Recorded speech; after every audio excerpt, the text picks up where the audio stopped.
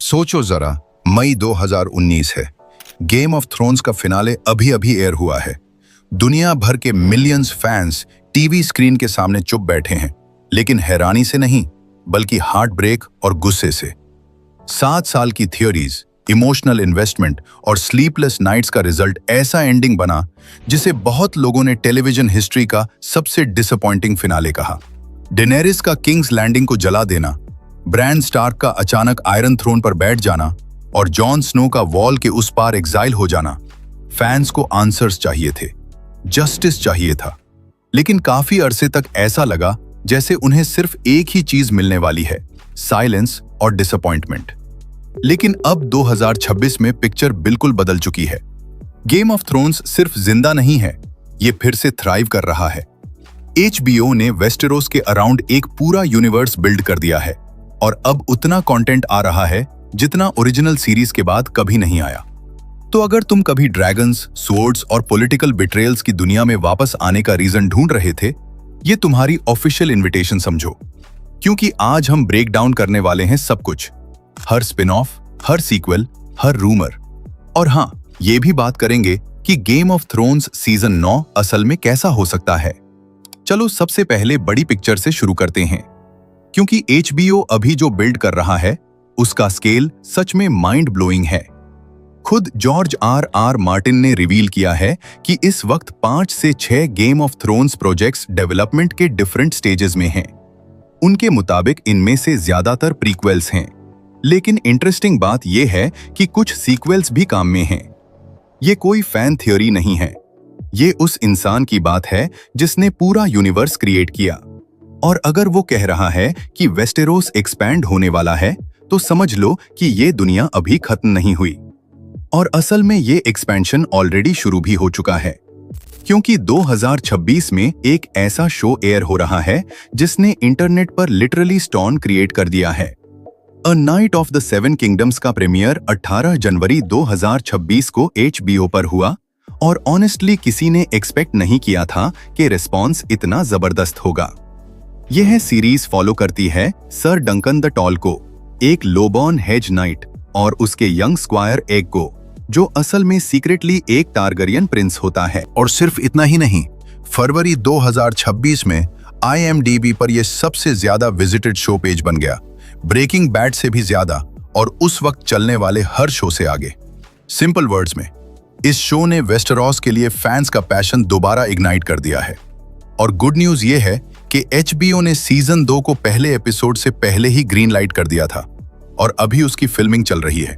Target है 2027 release.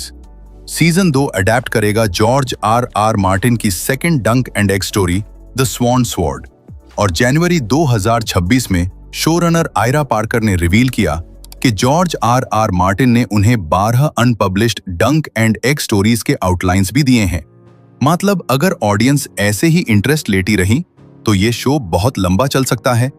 और अभी जो नंबर्स आ रहे हैं, उन्हें देखकर लगता है फैंस कहीं नहीं जा रहे। अब बात करते हैं उस शो की जिसने इस पूरी गेम ऑफ थ्रोन्स रेनेसांस को शुरू किया, house of the dragon. Season 3 जून 2026 में आ रहा है, और इस बार स्टोरी सीधा टारगेरियन सिविल वॉर के फुल स्केल कॉन्फ्लिक्ट में जंप करेगी। रिपोर्ट्स के मुताबिक सीजन की शुरुआत ही होगी बैटल ऑफ द गलेट से, जो वेस्टेरोस की हिस्ट्री की सबसे खूनी नेवल बैटल्स में से एक मानी जाती है। अगर तुम्हें लगा था कि सीजन 2 इंटेंस था, तो ऑनेस्टली अभी तुमने कुछ भी नहीं देखा। और इंटरेस्टिंग बात यह है कि शो के क्रिएटर्स ने ऑलरेडी कंफर्म कर दिया है कि सीजन 4 भी प्रोडक्शन में है, जो शायद 2028 में रिलीज होगा, और मुमकिन है कि यही फाइनल सीजन हो। मतलब हाउस ऑफ द ड्रैगन का एक क्लियर एंड गेम प्लान है।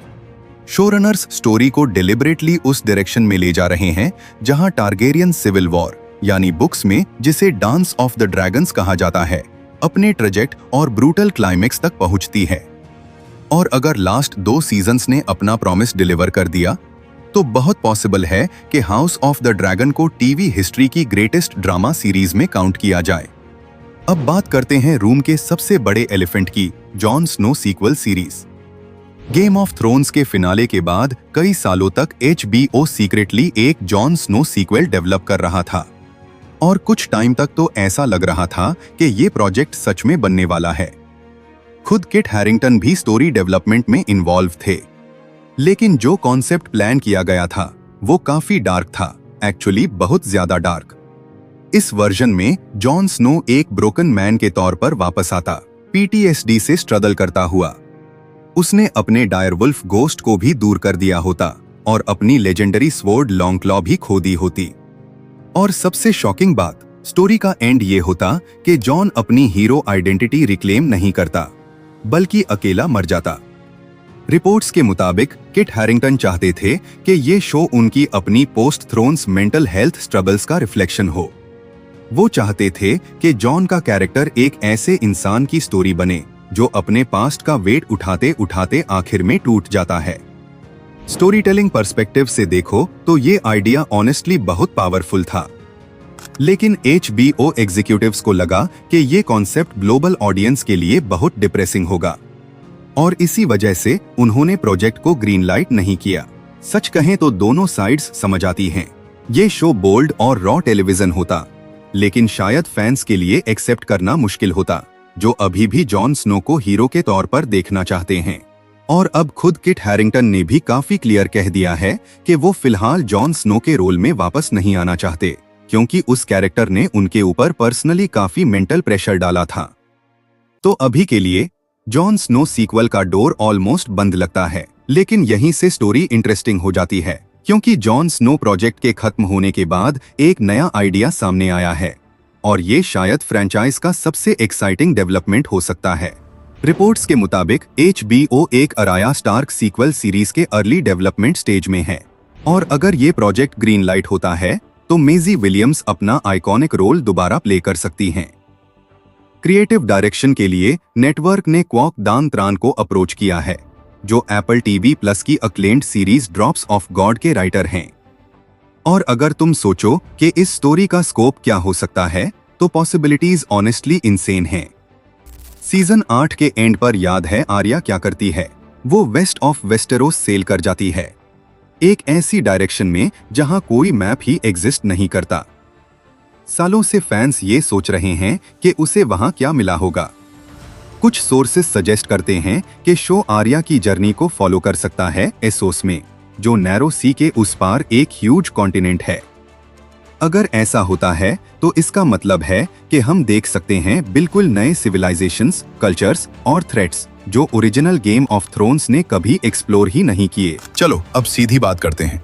एक traditional game of thrones season 9, यानी वही ओरिजिनल शो, वही कास्ट और स्टोरी का डायरेक्ट कंटिन्यूएशन जहां सीजन 8 खत्म हुआ था, अब होने वाला नहीं है। वो चैप्टर बेसिकली क्लोज हो चुका है। ओरिजिनल शो रनर्स डेविड बेनियॉफ और DB वाइस अपने नए प्रोजेक्ट्स पर मूव ऑन कर चुके हैं। कास्ट भी आगे बढ़ चुकी है और स्टोरी चाहे जितनी मेसी थी ऑफिशियली कंक्लूड हो चुकी है। लेकिन यहाँ एक इंपॉर्टेंट नुआंस है जो बहुत लोग मिस कर देते हैं। फैंस असल में सीजन 9 नहीं चाहते थे, उन्हें चाहिए थी क्लोजर, रेजोल्यूशन। लोग देखना चाहते थे कि सांसा स्टार्क का नॉर्थ में रूल कैसा रहा। लोग जानना चाहते थे कि ब्रैन स्टार्क किंग बनकर एक्चुअली करता क्या है। और सबसे ज्यादा क्यूरियोसिटी ये थी कि आर्या स्टार्क को होराइजन के उस पार क्या मिला। और इंटरेस्टिंग बात यह है, HBO अब एग्जैक्टली उसी डायरेक्शन में काम कर रहा है। जो सीक्वल प्रोजेक्ट्स डेवलप हो रहे हैं वो बेसिकली वही कंटिन्यूएशन प्रोवाइड करने की कोशिश है जो फैंस चाहते थे। एग्जाम्पल के लिए, अगर आर्या स्टार्क सीक्वल सीरीज बन जाती है तो टेक्निकली वो सीजन 9 जैसी स्टोरी टेलिंग ही होगी, क्योंकि वो सेम टाइमलाइन में सेट होगी, फाइनल के बाद के सालों में, और एक बिलीव्ड कैरेक्टर की स्टोरी को आगे लेकर जाएगी। और अगर ये प्रोजेक्ट सही तरह एग्जीक्यूट हुआ तो शायद वो इमोशनल क्लोजर दे सके जो सीजन 8 फैंस से छीन कर ले गया था। अब तक जो हमने डिस्कस किया है वो सिर्फ आइसबर्ग का टिप है, क्योंकि HBO वेस्टेरोस यूनिवर्स को हर डायरेक्शन में एक्सपैंड कर रहा है। रिपोर्ट्स के मुताबिक एक एनिमेटेड स्पिन ऑफ भी डेवलपमेंट में है जो फोकस करेगा कॉर्लिस वेलारियन पर, यानी लेजेंडरी सी स्नेक जिसे हमने हाउस ऑफ द ड्रैगन में देखा। इसके अलावा एक और प्रोजेक्ट डेवलप हो रहा है जिसका नाम है 10,000 शिप्स। ये सीरीज फॉलो करेगी लेजेंडरी वॉरियर क्वीन नेमेरिया को, वही हिस्टोरिकल हीरो जिसके नाम पर एरिया स्टार्क ने अपनी डायरवुल्फ का नाम रखा था। और एक नया पायलट भी रिपोर्टेडली डेवलप हो रहा है जिसे लिख रही हैं अक्लेम्ड प्लेराइट एबनी बूथ। लेकिन शायद सबसे फैसिनेटिंग प्रोजेक्ट एक स्टेज प्रोडक्शन है जिस पर खुद जॉर्ज R.R. मार्टिन काम कर रहे हैं डायरेक्टर डोमिनिक कुक के साथ।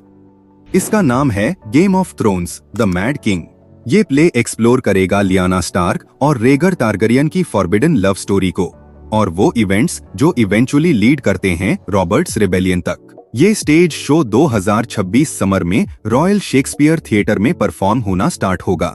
मतलब सिंपल वर्ड्स में वेस्टेरोस यूनिवर्स हर प्लेटफॉर्म पर एक्सपैंड हो रहा है, टेलीविजन, एनिमेशन और इवन लाइव थिएटर। तो आखिर में बात ये है, गेम ऑफ थ्रोन्स अब सिर्फ एक पुरानी मेमोरी नहीं रह गया। ये एक लिविंग, एक्सपैंडिंग यूनिवर्स बन चुका है जिसमें HBO लॉन्ग टर्म इन्वेस्टमेंट कर रहा है। A night of the seven kingdom already prove कर चुका है कि फैंस अभी भी वेस्टेरोस की स्टोरीज देखना चाहते हैं। बस कंडीशन ये है कि उन्हें सही तरह से बताया जाए। और इस summer house of the dragon का सीजन 3 आ रहा है जो लिटरली सब कुछ आग में जला देने वाला है। और कहीं फ्यूचर में एरिया स्टार्क एक ऐसी एडवेंचर पर निकल चुकी होगी जिसके बारे में अभी तक कोई प्रेडिक्ट नहीं कर सकता। अब असली सवाल ये नहीं रहा कि गेम ऑफ थ्रोन्स अपने कंट्रोवर्शियल फिनाले से रिकवर कर सकता है या नहीं। असली सवाल ये है, ये यूनिवर्स कितना बड़ा हो सकता है। और ऑनेस्टली जो कुछ अभी डेवलप हो रहा है उसे देखकर लगता है कि जवाब हो सकता है शायद हम सब की इमेजिनेशन से भी ज्यादा। अगर इस वीडियो ने तुम्हें वेस्टेरोस में हो रही हर चीज का क्लियर अपडेट दे दिया है तो वीडियो को लाइक करो, चैनल को सब्सक्राइब करो और कमेंट्स में जरूर बताओ क्या तुम आर्या स्टार्क सीक्वल के लिए एक्साइटेड हो। मिलते हैं नेक्स्ट डीप डाइव में। वालर मॉर्गुलिस।